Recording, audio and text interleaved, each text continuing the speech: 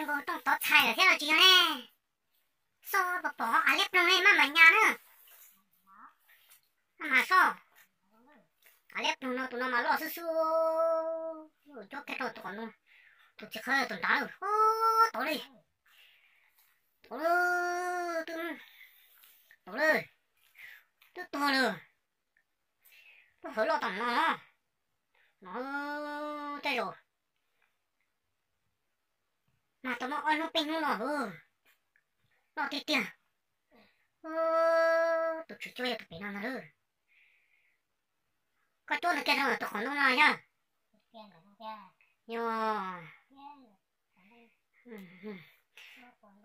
Tụi nó tiểu lộ đâu tụi bắt tao rồi nhờ.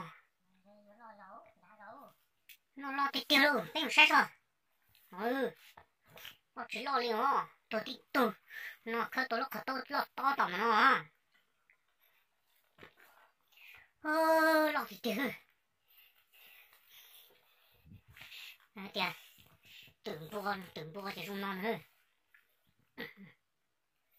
Nên sợ được sao tao luôn mẹ nó tụi sẽ khơi tụi nó nữa. Thằng nó bữa rồi tao sao nó cho cái tụi bè khỏi nó mà. Tụi nó chỉ nó nữa. Cho nó tao có tin năng nữa. Lo thật là. Sao rồi, còn đây là còn luôn.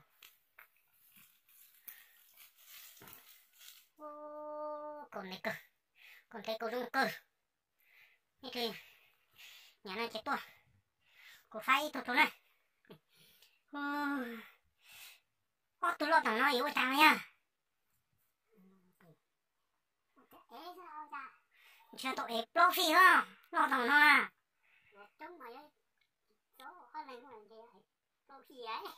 Mà mày eo. Chị chưa nhớ được chị chữa tôi chú này.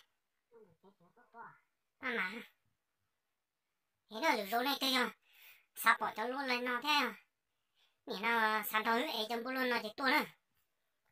Được rồi mà chữa mà tôi chữa nó. Mà có sao? Có sao tính chơi mô tóc khá gì? Mà được rồi, con này nó nè. Mà dép trong này. Tôi tí bó là không hiểu. Lọt thầm nó. Bố tay. Tôi tí bó lòng sư. Nó cứ tụi nó. Nó thì chứ tụi nó mình chơi. Mua. Thật trả lời rồi. Chả gì tụi kia luôn. Nó trở chạm thế nữa. Nó tạm bố tụi nó.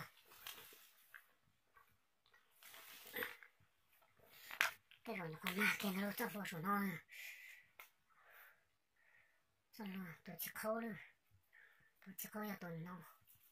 Mà bé luôn còn tụi bé tụi bố cho tụi lại thêm các bé nó nữa. Tết bé lọt chị. Đó tụi khăn nó nữa. Tụi giờ cho tụi nó thằng nữa. Mà cho cái kênh kia rồi tụi mình nè. Nếu như cho thứ nói mà lấy trong.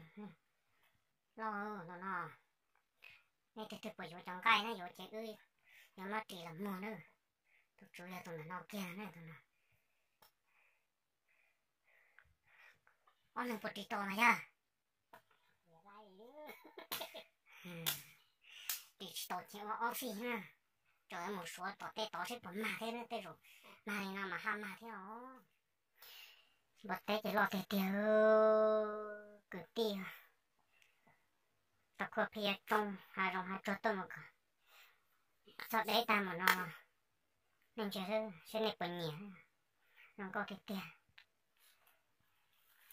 Còn đấy nè. Đây thì. Nhẹ tụi con này chỉ cố tôi cũng phải tụi con bố tụi con thôi nè. Còn đấy con không có. Làm bọn nó chết. Thả trọn nữa à. Xa chỗ lũ nữa đồng bọn à. Lo cái kia rồi. Nó sẽ phải rồi. Lo cái kia một giờ thì nó lên giặc xong. Trong bọn mà thật.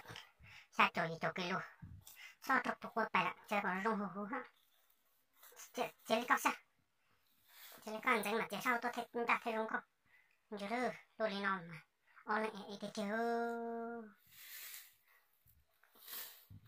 Tôi kia lâu nào mà.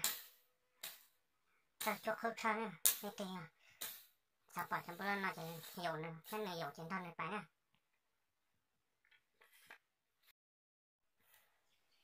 này giờ đó ấy lại là chân thực chế nhỏ nữa lo thì tiệt yên lặng ấy dài nó nữa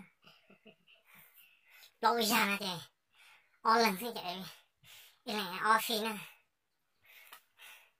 dài nó một giờ bé trâu lo trâu luôn nè dạ nó là nó iya tận nó iya tận nó ôi giờ nó chỉ ít tuổi họ ôi giờ nó chỉ ít tuổi nè lo thì kiểu lúc trẻ nó này lỡ tôi ôn là nó tôi nhỏ nó nè lúc trẻ bự nó cái chốt tôi lúc tí lúc tung bùn mô em là cổ gió hí giả nữa bây giờ nó sao đó